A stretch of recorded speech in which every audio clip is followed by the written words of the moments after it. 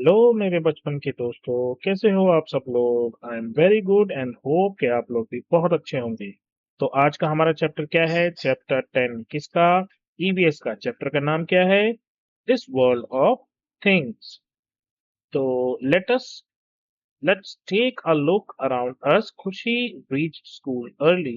Sunlight shone through the windows and the classroom looked bright and beautiful.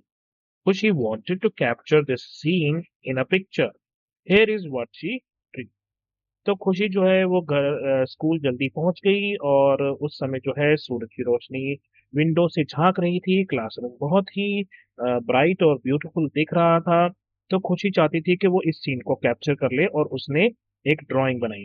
तो उसने जो drawing बनाई है इस तरीके से दिख रही है। Can you name the thing that Khushi has drawn? Write in the boxes given.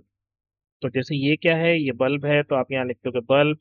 ये ब्लैक बोर्ड है, ये डोर है, और ये क्या है? ये चेयर है, ये टेबल है, और इसी तरीके से ये मैट है, और ये जो है ये विंडो है।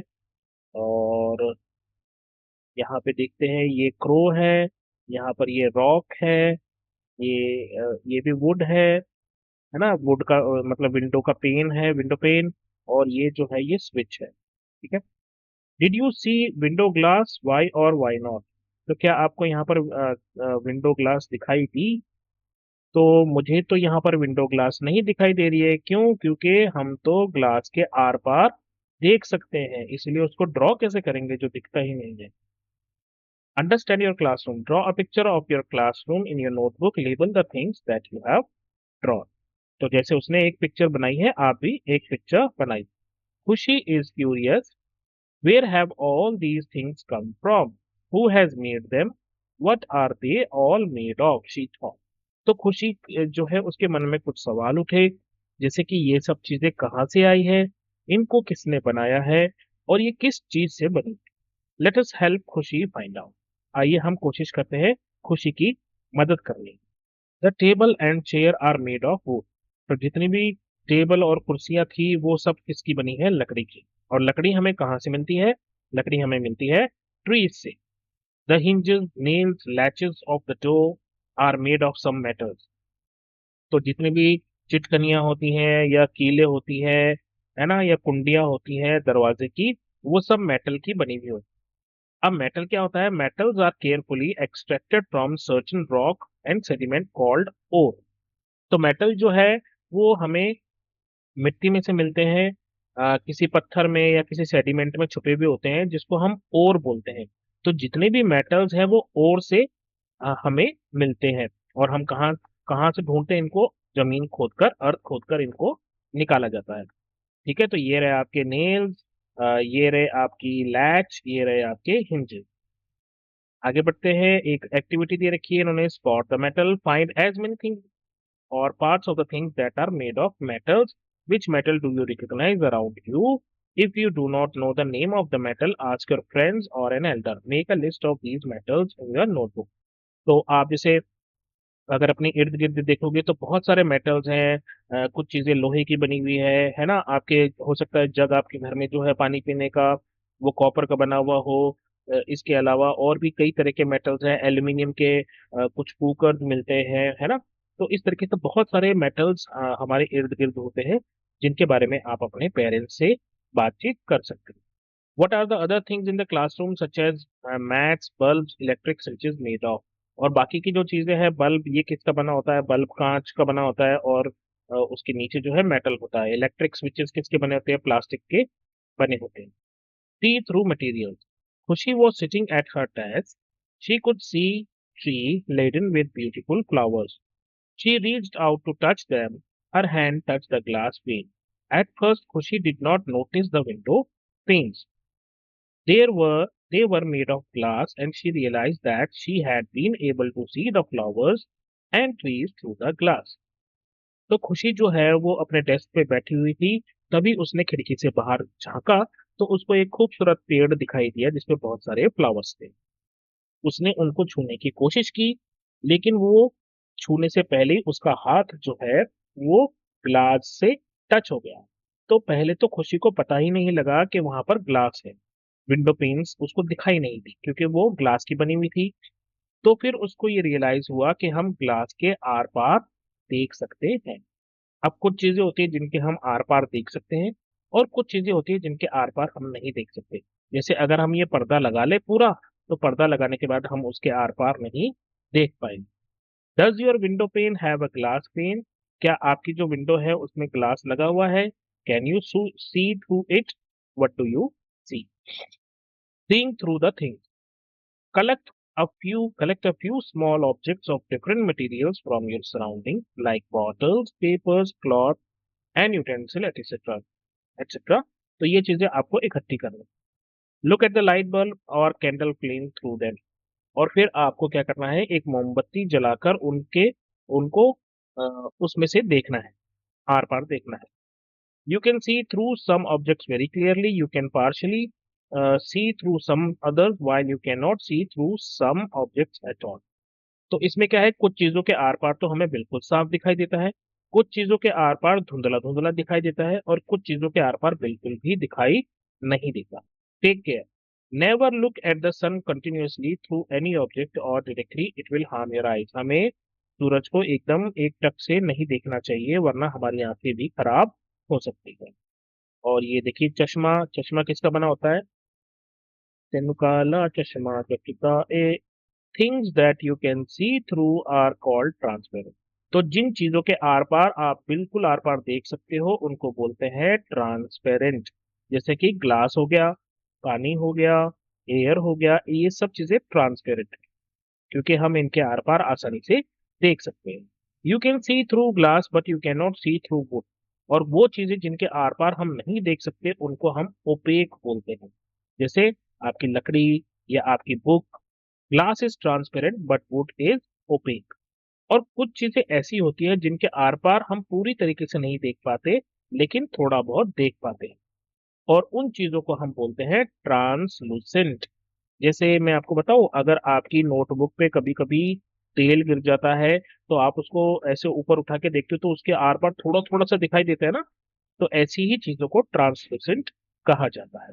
उसके बाद यहाँ पर let us colour the world एक एक्टिविटी है।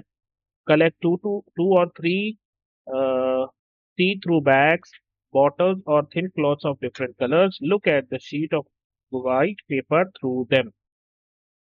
तो जब आप ये करोगे तो does the colour of the paper appear to change? Does the white paper appear different when you look at it through thin blue plastic और ग्लास, और थिन येलो प्लास्टिक और ग्लास? तो मतलब ये पूछ रहा है कि अगर आप ब्लू प्लास्टिक या ब्लू ग्लास के थ्रू देखोगे तो व्हाइट पेपर आपको किस रंग का दिखाई? Do the colors of different objects appear to change? How did a blue object look through a yellow plastic? और अगर आप किसी ब्लू चीज को येलो प्लास्टिक से या येलो ग्लास से देखोगे तब आपको कैसा रंग दिखाई देगा? Have you earlier experience looking through colour transparent object? तो जब ये आप करके देखोगे ना तो आपको बहुत ही मजेदार आंसर्स मिलेंगे। I don't want to spoil your answers. आप इनको कोशिश करना। आप किसी ब्लू चीज को येलो में से देखो या ग्रीन चीज को येलो में से देखो तो आपको कुछ और ही दिखाई देगा। What is it made of? Let us return to Khushi's classroom. तो यहाँ पर एक चेन गेम है।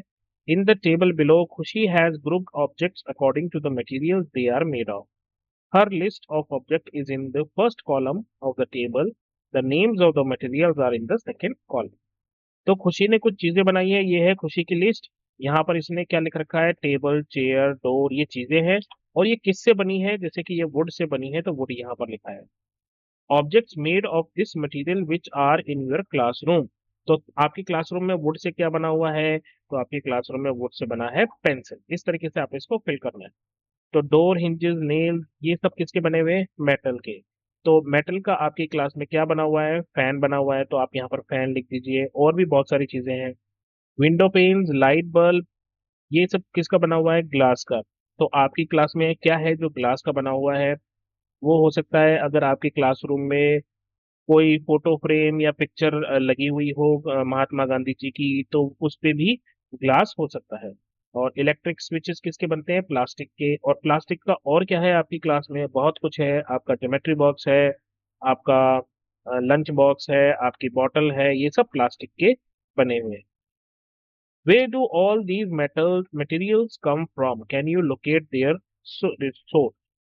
फॉर एग्जाम्पल वुड कहाँ से बनता है? ट्री से। मेटल कहाँ से मिलता है? हमें पता था मेटल किससे बनता है? ओर से। तो आप यहाँ पे लिखोगे ओर। और क्लॉथ जो है वो किससे बनता है? क्लॉथ बनता है फाइबर से। और फाइबर कहाँ से आता है?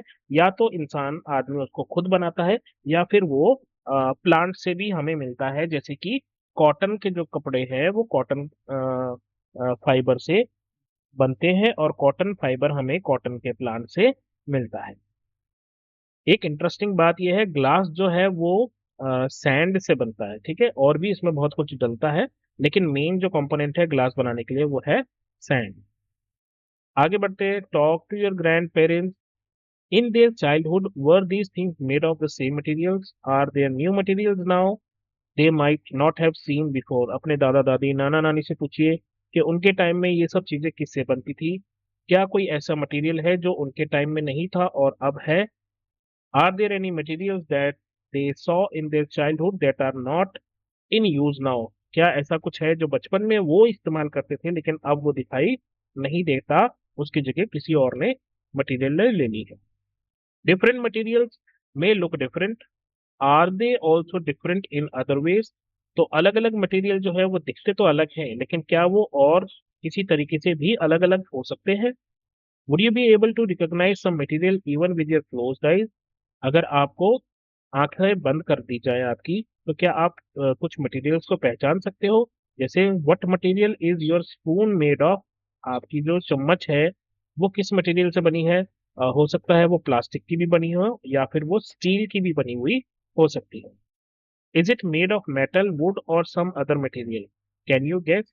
तो वुड की भी स्पून आती है वैसे तो, और हाँ, जैसे वो जो कुछ फॉर्क होती है ना, या आइसक्रीम खाने की चम्मच होती है, वो भी लकड़ी की बनी हुई आती है। तो मेटल की भी होती है, वुड की भी होती है, और प्लास्टिक की भी होती है। विच ऑफ दीज वर्ड्स और phrases describe your the spoon? आपकी स्पून जो है वो देखें यहाँ पे कितने अलग अलग तरह की स्पून है। यहाँ पे वुड की भी है, और ये नायलन की भी है, और स्टील की भी है, सभी अलग अलग तरह की है। तो क्या ये स्मूथ होती है? हाँ, ये स्मूथ होती है। रफ होती है? रफ नहीं होती है। क्या डल होती है या शाइनी होती है? अगर मेटल की होगी तो शाइनी होगी, अगर लकड़ी की होगी तो थोड़ा डल लगेगी। Feels cold to touch? क्या वो ठंडी लगती है? अगर मेटल की होगी तो ठंडी लग सकती है, और अगर लकड़ी की होगी तो जरूरी नहीं है कि वो ठंडी लगे। Activity 5। Knock on it and it will speak to you. Orchestra. Take a metal spoon and at least 5 objects made up of different materials। तो फिर आपको अपनी ऑर्केस्ट्रा बनानी है। उसके लिए आप क्या लो? एक लो चम्मच, और फिर चार पांच चीजें लो अलग अलग तरह की, कोई वुड की, मेटल की, प्लास्टिक की, क्लॉथ की, ग्लास की। जैसे इस वाले लड़के ने मटकी ली है, और टम्बलर लिया है, और ये बांस का कुछ है, और ये लकड़ी का पत्थर का बना हुआ है, और ये प्लास्टिक का होगा या मेटल का होगा जग।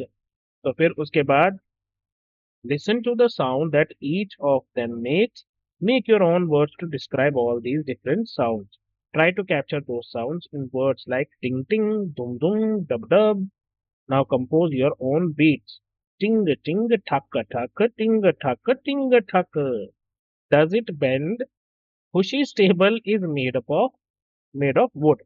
तो खुशी का टेबल किसका बना हुआ है? वुड का। What else is used to make tables? अच्छा, और बताओ टेबल्स बनाने के लिए क्या क्या इस्तेमाल होता है?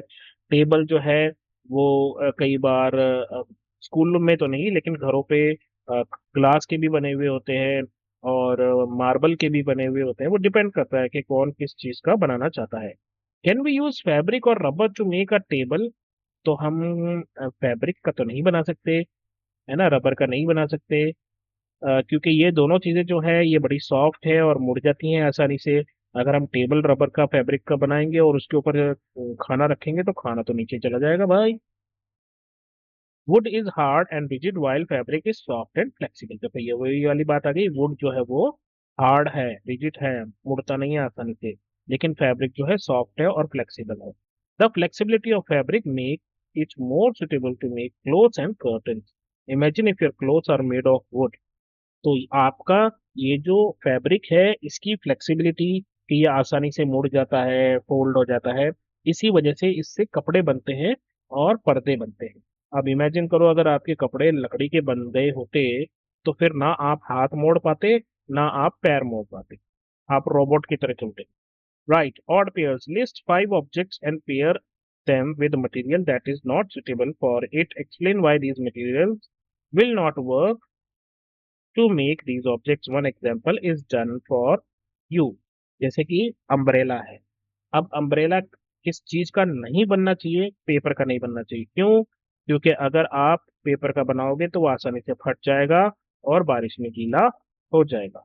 इसी तरह आप दूसरा ले सकते हो क्लोथ, के जी मैं क्लोथ लेता हूँ, वो किसका नहीं बनना चाहिए? वो स्टील का नहीं बनना चाहिए, आयरन का नहीं बनना चाहिए। क्यों? क्योंकि फिर वो बहुत ज्यादा हैवी हो जाएगा और उससे हमें करंट आने का भी खतरा हो सकता है। तो इसी तरीके से आप यहाँ पर दो चीजें ढूंढिए और उनको लिखिए। Does it flow? In her odd pairs, Khushi playfully wrote, walls can't be made of water. तो यहाँ पर खुशी जो है इसने एक चीज और लिखी थी कि जो दीवारें हैं वो पानी से नहीं बन सकती। We don't make walls of water because they will fall. अगर हम पानी की दीवार बनाएंगे तो वो तो बह ही जाएगी। What else could happen to the water wall? और क्या हो सकता है वाटर वॉल पे? वो टिकेगी ही नहीं, है ना, उसमें से आर पार दिख जाएगा, हमारी प्राइवेसी खत्म हो जाएगी।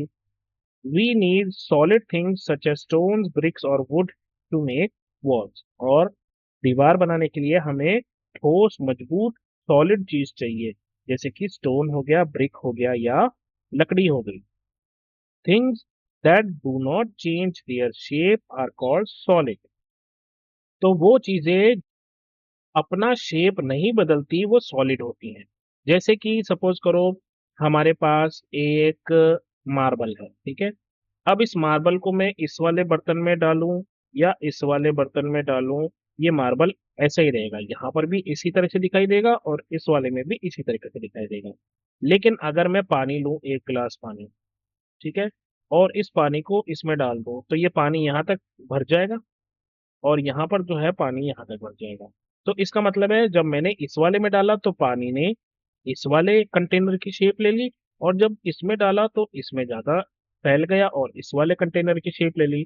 मतलब पानी की शेप बदलती रहती है, हम जिस वाले बर्तन में डालेंगे उस वाले बर्तन जैसी हो जाएगी। अगर मम्मी उसको भगोने में डाल रही है तो पानी भगोने की शेप ले लेगा, और अगर मम्मी उसको कुकर में डाल रही है तो वो कुकर की शेप ले लेगा।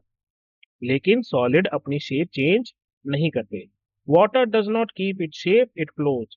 Air flows too, but in a different way. If you pour water into a cup, it stays there. Water is a liquid. Air does not stay in cup, it just floats in and out. That is because air is a gas. तो पानी और air जो है वो अपनी shape बना के नहीं रखते। अगर आप पानी को किसी कप में डालोगे तो वो पानी उस कप में रहेगा क्योंकि वो लिक्विड है। लेकिन अगर आप किसी कप में हवा डालोगे तो वो हवा उसके अंदर नहीं रहेगी, वो उसके अंदर बाहर होती रहेगी। तो इससे हमें क्या समझ में आया कि पानी जो है, वाटर जो है वो लिक्विड है और एयर जो है वो गैस है। तो इसका मतलब क्या हुआ? ऑब्जेक्ट्स जितनी भी हैं वो सॉलिड, लिक्विड और गैसेस के रूप में क्लासिफाई की जा सकती। जैसे ये सॉलिड है, ये लिक्विड है और इसके अंदर जो हवा है वो गैस है। तो यहाँ पर है let us group them another way. Here are the names of the objects: ink, stone, smoke, ice, steam, a spoon, honey, a bottle, a bag और water. If it is a solid, write its name on a tray. If it is a liquid, write its name on the bottle. And if it is a gas, write its name on the balloon. तो जैसे कि हम सबसे पहले लेंगे ink. तो ink जो क्या है वो है यहाँ पे लिक्विड, तो हम यहाँ पर लिख देंगे इंक। स्टोन क्या है? सॉलिड, तो हम स्टोन लिख देंगे यहाँ पे। स्मोक क्या है? ये गैस है, तो स्मोक को हम लिख देंगे यहाँ पे। आइस, आइस तो सॉलिड होती है, आइस को यहाँ लिखेंगे। स्टीम गैस होती है, यहाँ लिखेंगे। स्पून भी सॉलिड होती है, और हनी जो है वो लिक्विड होता है। बॉटल जो है सॉलिड होती है। बैग सॉलिड होती है। वाटर लिक्विड होता है। और तो इस तरीके से आप इसको लिख सकते हैं। Add some of your own objects in a tray, bottle and balloon. तो आप अपनी जो है और भी कुछ चीजें इसमें ऐड कर सकते हो, जैसे चेयर यहाँ पर आ जाएगी, है ना, और आपका मिल्क जो है वो यहाँ पर आ जाएगा, राइट, और हवा जो है वो यहाँ पर आ जाएगी। Some objects could be confusing, such as sand or sponge or clay. Identify more such things, objects, and write the names of at least three of them. तो अब आपको ऐसे लगेगा कि जो सैंड है वो सॉलिड है या लिक्विड है। अगर आप उसको ग्लास में डालोगे तो वो ग्लास का शेप ले लेगा, और अगर आप उसको मटके में डालोगे तो मटके का शेप ले लेगा, लेकिन वो फिर भी सॉलिड होता है, ध्यान रखना। स्पॉन्ज अगर आप उसको दबाओगे शेप उसकी बदल जाएगी, क्ले क्ले की आप शेप बदल सकते हो, लेकिन ये सब चीजें फिर भी सॉलिड है। Materials like rubber, fiber, and wax could be naturally produced by plants and animals, but similar materials are also made artificially. तो मैंने आपको अभी थोड़ी देर पहले कहा था कुछ चीजें जो है वो प्लांट से मिलती है, हमें एनिमल से मिलती है, और कुछ चीजें हम खुद भी बनाते हैं। जैसे कॉटन जो है वो हमें नेचर से मिलता है, लेकिन सिल्क भी हमें नेचर से मिलता है, लेकिन अब हमने खुद अपना आर्टिफिशियल सिल्क भी बनाना सीख लिया है। फॉर एग्जाम्पल, बीज produce wax for their honeycomb.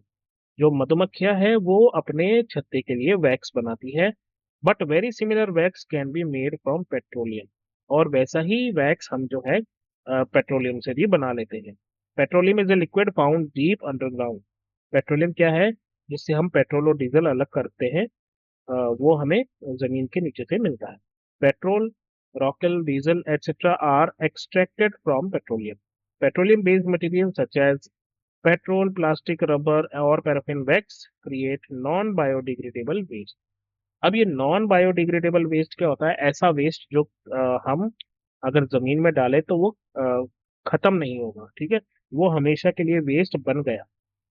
जबकि अगर हम बनाना के छिलके डाल दें, या मूंगफली के छिलके डाल दें, या खाना डाल दें, या पेपर डाल दें, तो वो कुछ टाइम के बाद जमीन में मिट्टी में घुल मिल जाता है। तो वो बायोडिग्रेडेबल वेस्ट होता है, उससे हमें नुकसान नहीं होता। लेकिन ये जो नॉन बायोडिग्रेडेबल है, जो हमेशा के लिए रहेगा, और जैसे प्लास्टिक की बोतल है, उसको हम अगर जमीन में दबा भी दें तो 100 साल बाद भी वो बोतल वैसी ही निकलेगी। तो इसके बारे में जब आप आगे की क्लासों में जाओगे तब आपको ज्यादा आसानी से ये चीज समझ में आएगी, अभी सिर्फ इतना ही समझ लो। Natural artificial. तो खुशी drew a picture of a mango tree with a mango growing on it and a bird sitting on it. तो ये खुशी ने बहुत ही प्यारा सा, क्यूट सा एक ट्री बनाया है, मैंगो ट्री, उसके ऊपर एक बर्ड भी बैठी है। The tree, mango, and bird are not made by humans but occur naturally in nature. अब देखो, जिन चीजों को भगवान ने बनाया है वो नेचुरल होती है, और जिन चीजों को हमने बनाया है वो मैन मेड होती है। हमने क्या बनाया? जैसे पेट्रोल निकाल रहे हैं हम, है ना, या फिर हम प्लास्टिक की बोतल बना रहे हैं, या फिर हम आर्टिफिशियल नेट से हम, या आर्टिफिशियल सिल्क से हम कपड़े बना रहे हैं, तो वो मैन मेड हो गया। और जो ऊपर वाले जो हमें बना के देता है वो नेचुरल हो गया। Things that exist naturally are called natural. Natural things में be alive like plants and animals, और not alive like rocks, water and air. तो ये सब जो है आपकी नेचुरल थिंग्स होती है। और जिन चीजों को हम बनाते हैं, things that are made by the people, are called artificial, जैसे कि कपड़े, शूज, टेबल एक्सेट्रा। अब आपको यहाँ पर पांच चीजें बतानी है जो नेचुरल है, और पांच चीजें जो बतानी है जो artificial.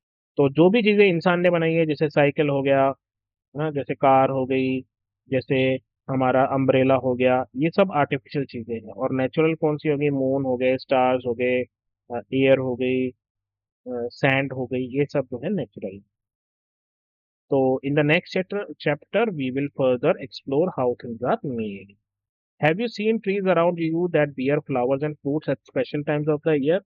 If you have ever eaten a ripe mango or seen mangoes in the market or watched a mango tree through the year, try to guess at what time of the year did Khushi drew her picture. Could it be January or around June? तो जब उसने picture बनाई है तो उस पे बहुत सारे आम हैं, आम हमारे गर्मियों का फल है। तो इसका मतलब है कि खुशी ने ये पिक्चर जो है जून के आसपास बनाई होगी, क्योंकि जनवरी में तो सर्दी होती है और सर्दियों में आम हमें खाने को नहीं मिलते। चलिए लेट अस रिफ्लेक्ट, आ गया, पहुंच गए क्वेश्चन आंसर पर। आइए क्वेश्चन आंसर करते हैं। Right, things around us are made of different types of material. Write down the names of three materials we commonly see around us. तो तीन टाइप्स कौन से होती है? तो तीन तरह की जो कॉमन मटेरियल्स हैं वो है वुड, मेटल और ग्लास। तो इन तीन तरीके से हमें ये तीन तरह की चीजें हम यहाँ पर लिख सकते हैं। उसके बाद डिस्कस में सेकंड क्वेश्चन क्या है कि how to find out if a shiny spoon is metal और पेंटेड। कैसे पता लगे कि जो शाइनी स्पून है वो मेटल की बनी है या उसके ऊपर कोई पेंट है। तो tap it on another metal object, if it makes a metallic sound it is real metal. मतलब आप उसको बजाइए, जैसे किसी कटोरी के साथ बजाइए, अगर आवाज जो है वो टन करके आवाज आ रही है तो इसका मतलब है वो मेटल है और मेटेलिक साउंड आ रहा है इसलिए। या फिर उसको थोड़ा सा स्क्रैच कीजिए, अगर पेंट जो है निकल के आ रहा है तो इसका मतलब है कि वो रियल मेटल नहीं है। इसके अलावा यहाँ पर मैच द पेयर्स है, मटेरियल दे रखा है ट्रांसपेरेंट, ट्रांसलूसेंट और ओपेक। इसको यहाँ पे कर दें। तो ट्रांसपेरेंट क्या हो गया? जिसके आर पार हम पूरी तरीके से देख सकते हैं ना। तो ट्रांसपेरेंट कौन सा है? Lamp shade made of paper, a plate या ग्लास यूज्ड इन स्पेक्टेकल्स। चश्मे में लगा हुआ ट्रांसपेरेंट होता है। ट्रांसलूसेंट क्या हो गया? जिसमें थोड़ा थोड़ा सा दिखता है। तो प्लेट या लैम्प शेड इसमें से थोड़ा थोड़ी सी लाइट आती है लैम्प शेड में से। और ओपेक क्या हो गया? प्लेट। तो यहाँ पर एक क्वेश्चन और रह गया, draw three natural and three artificial things. तो आप यहाँ पर तीन नेचुरल चीजें बना लेना और तीन ही आपको जो है वो आर्टिफिशियल चीजें बनानी है। तो मेरी तरफ से बस इतना ही अभी दोस्तों। अपना ध्यान रखिए, मम्मी पापा का कहना मानिए, और जब भी कोई प्रॉब्लम हो तो नॉक कीजिए और बोलिए हेलो अध्यापक, take care, bye bye, have fun, all the very best.